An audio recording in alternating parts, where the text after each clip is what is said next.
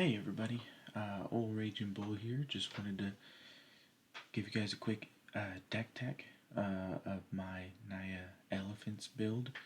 It's kind of different, a little interesting, I think. I don't know. I was watching a lot of Team of Rhinos in Modern and Legacy. This is nothing like that.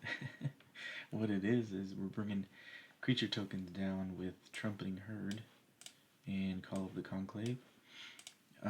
It's great value. For 2 mana, you get a 3/3. For 4 mana, you get two 3/3s with the rebound effect. The main idea behind the deck is to get these down turn 4, turn 2, respectively. But, as the game progresses, they're not bad draws either. So, starting out with the lands, we've got 18 lands. I've got only 2 tap lands. Over here playing with some Oliphants, which effectively makes it 22 lands if you want to look at it that way. Because you can cycle Oliphant, which is a 6/4 trample. When it attacks, somebody else that I have gets +2/+0 and trample, which is super relevant. So that's what we got there. And I'm running 2 plains. Let's see, 5 mountains, 5 forests. I'm running 4 cavalry courtyards. This really helps with thinning the deck out, especially once you hit that 4th land. You hardly ever are going to see yourself casting Oliphants regularly. What you will mainly do is late to dinner them, if need be. Pulse of Murasa back to the hand if I want to cycle it again. A lot of times I'll find myself Pulse Murasing a cavalry courtyard to further thin the deck. The 1 life is also relevant. So gaining the 1 life is good. Obviously I have 4 lightning bolts. That's going to be in my 1-drop spot for removal. It's also going to help with that little last bit of reach of burn. Monastery Swift Spear is incredible for the first, second turn. You want to maybe first turn drop a tap land or a cab court, and then second turn come down with a forest or something like that, and you can monastery with a rancor, and now you're working with a 4/3 for the turn, and then it finishes out at a 3/2, just for being there. That's heavy on turn 2. Abundant Growth is not only for mana fixing, but Abundant Growth will also draw me another card, which is very important with this deck, especially when I'm thinning it so much with Oliphants and Courtyards, that I want that next draw to be something more, impactful. So one of my higher up cards. So I've got Brindleshote in the 2-drop spot, which I don't know if you know Brindleshote from like Golgari Aristocrats or anything like that. When it dies, it creates a 3/3 boar creature token, so it's not an elephant. The 3/3 centaur creature from Call of the Conclave is not an elephant, but these are some value plays that essentially it's an elephant. It's a 3/3.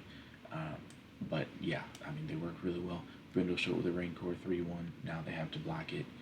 In turn, killing it, I get back a Rancor. I get a 3/3 on the field. Elephant Guide. I run 4 Elephant Guides in this deck because it's just that important to get it on a Swifty, on a Brindleshote, Call of the Conclave. If I can play Elephant Guide on turn 3 uninterrupted, it's really hard to stop a 6/6, a 4/4. This thing right here is going to end up being, just from that alone, a 4/3, becomes a 5/6. A 5/4 for the turn that I play the Elephant Guide. Next up, I already kind of went over Pulse of Murasa. It's just so useful. We've got 2 more in the sideboard. I'll go over that later. I'm running 4 Fiery Cannonade main board. This deck does not want to be overrun by a wide board, so we want to fight, White Weenie, Coggates. Not even that all the time, but essentially anything that creates a lot of little pingers. Fiery Cannonade is great against it, and having 4 in the main, Monastery Swift Spear doesn't die to it. When you play it, it becomes a 2/3, which is great. So yeah, now it just dawned on me that I was giving the complete wrong for the Elephant Guide. It's like a 5/6 with an Elephant Guide on it. But anyways, Fiery Cannonade, Swifty gets out from under it. Brindleshote with a Fiery Cannonade is a benefit. I'm not losing anything there. I'm gaining a 3/3. They're losing a field. Call of the Conclave, Trumpeting Herd, Elephant Guide token. They're all above the 2 toughness threshold, so that's why I run 4 cannonades. It's been working great so far. The 2 late to dinners are niche. I mean, you can use it if you want to bring back a 50 for whatever reason. One thing I've also considered is Ardent Elementalist in that spot, to bring back Trumpeting Herd or Call of the Conclave. That might be better at times, but really I find that bringing back an Oliphant is just way better. It comes in with a huge target on his back. If they don't get rid of the Oliphant, next turn is looking pretty rough if I've got something else on board. Um, for Trumpeting Herds, it's just necessary. I mean, here's the thing. When you've got a Swift Spear down and you play a Trumpeting Herd, your Swift Spear triggers off of that, becomes a 2/3. You get a 3/3 in play, and then next turn, when it rebounds, you get the trigger again for free, and your Swifty is a 2/3 again, and you have a second token that comes into it. It's just great. I mean, I'm personally I'm a big fan of that setup there. If I were to do anything different to make it more consistent, honestly, I might consider some generous ents. I don't think that the eagle is really that great here. The eagle can help push through a little bit of damage, and first strike is definitely relevant. But I find that a bunch of 4/4s aren't really going to cut it against a format with a bunch of a bunch of delve creatures like Gurmag Angler or even Tolarian Terror. So, with all the 5s running around, Rancor is what I'm looking for on a herd, not a +1/+0 effect from the eagle. But either way, I mean, it's good. It's nice to know that we can still use these. I hope they don't get banned, but we'll see. Anyways, onto the sideboard. 2 Cast in the Fire. You can't tell me that you're going to run red and not run Cast in the Fire at this point. For the little ones that I don't want to waste a Fiery Cannonade on, I mean, it's really helpful, but that's usually what I'm swapping it out for, is Fiery Cannonade. Pull some Ross, I'm going to add 2 in, keep the late dinners in, but I need more of that life gain. Probably going to cut 2 Elephant Guides if I do that. Druid's Deliverance is actually one I want to go over. Prevent all combat damage that would be dealt to you this turn. Populate. Okay, so for 2, it's a fog effect, essentially, and then it's also populate. So that means that my Call of the Conclave I get another token, get another Trumpeting Herd token, get another Brindle Show or Elephant Guard token. I just think that's invaluable. This is going to be for like a large creature type of matchup, like an Exhume type of matchup. I was playing Lotus the other day, or just earlier today, and that would have came in handy. I didn't have them in the deck at the time.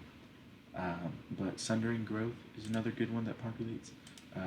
Essentially, if I'm going against Bogles, I'll be putting in 3 growths just for Bogles. Just for enchantment, Mono White Heroic. I mean, artifact lands. Against Affinity, I'm going to put in Sundering Growth. Yeah, you betcha. Sangray Backslash. Let's talk about it for a minute. Enchanted creature gets +3/-3. Okay, so if I'm going in for a final swing with Oliphant, becomes a 9/1 with trample. My herds that have an Elephant Guide on them is a benefit. This isn't really meant for pumping my own creatures. I'm just trying to remove Guardian of the Guild Pact for the most part. I'm also trying to remove maybe something in main phase 2 that I damaged earlier in the turn. Like if I damaged a 5/5 with some tokens, Backslash will kill that no problem in main phase 2.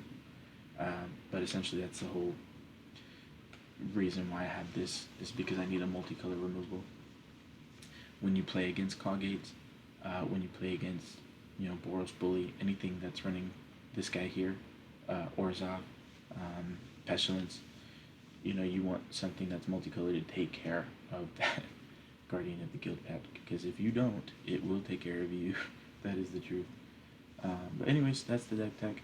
Hope you guys like the deck. If you want to see more deck techs of different things that maybe you've come up with, or if there's something over here that interests you, you want to see, just let me know. and I'll do a tech on. I'll do a video. Thanks again.